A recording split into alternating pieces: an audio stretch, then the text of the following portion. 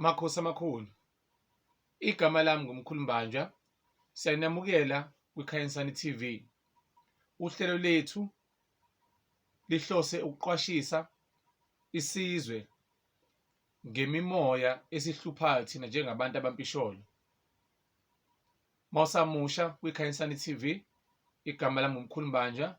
Subscribe la kule bhathini la ngenzansi khona uzokwazi ukuthola izinto ezijulile ezingasiza impilo yakho, noma ngithi izingxoxo ezijulile ezingakwazi zikhanyisele empilweni yakho.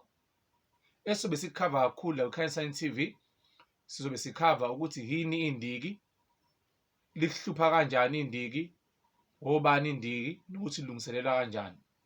Siphinde sikhave nokuthi yini indawe, yini inono, yini isithunywa, and indaba mawumuntu ozalwe abantu abanjengezangoma, abathandazi, izanusi, kufanele uhambe ugcine udle igobongo, nokuthi kubaluleke kangakanani ukuthi ulidle, nokuhluka kwamagobongo ukuthi elinjani elifakwa inyongo, elinjani engafakwa inyongo. Mawuphothula yini ukuphothula, yini ukuphothula, izinto ezinje sobe sikhuluma ngazo, nokuthi ubani uye ephehlweni.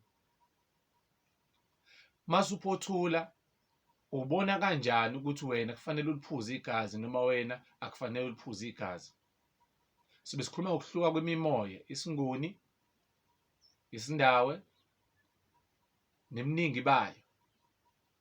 Okunye sibe sikhuluma ngako esingesikuyeke ukubaluleka kwesibongo, sokuthi isibongo esikuzalayo nesibongo osisebenzisayo emsamu siyingozi kangakanani futhi sibaluleke kangakanani.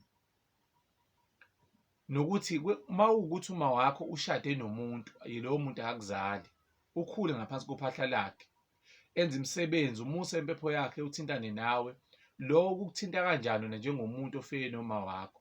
Mawukuthi uma wakho futhi naye akazange agcagce, akahlawulanga, akulobolanga lo muntu ngokuphelele, usawumlanjana komalume, nokuthi mekukhipha komalume kuza kulo muntu kukushayaphi, kukuvimbaphi empilweni. Siphinde sibheke izinto ezinjengemhlonyane, imbeleko, imemulo, ukuthi zibaluleke ngani.